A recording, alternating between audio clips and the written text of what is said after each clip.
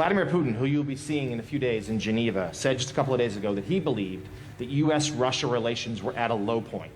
In what concrete ways could your summit change that? And then secondly, on the same topic, you have said previously and in the run-up to the summit that you would be unafraid to call out Russia's disruptive actions like cyber hacks, Ukraine, election interference.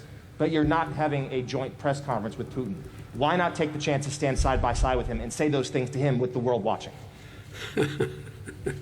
Well, let me make it clear. I think he's right. It's a low point, and it depends on how he responds to acting consistent with international norms, which in many cases he has not. As I told him when I was running and when I got elected, before I was sworn in, that I was going to find out whether or not he, in fact, did engage in trying to interfere in our election, that I was going to take a look at whether he was involved in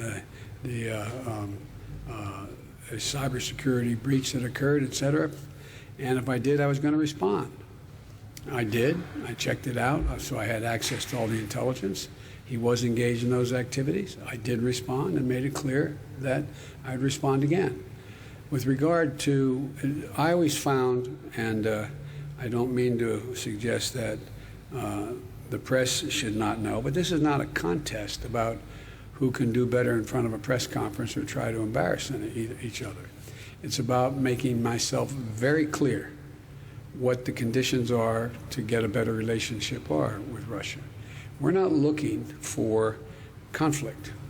We are looking to resolve those actions which we think are inconsistent with international norms, number one. Number two, where we can work together, we may be able to do that in terms of some strategic doctrine that may be able to be worked together. We're ready to do it. There may be other areas. There's even talk there may be the ability to work together on climate.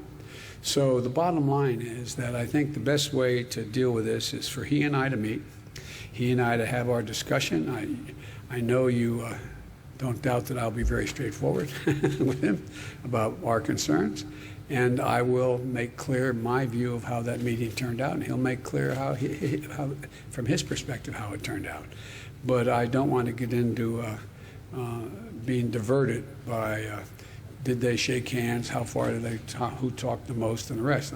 He can say what he said the meeting was about, and I will say what I think the meeting was about. That's how I'm going to handle it. Okay, thank you.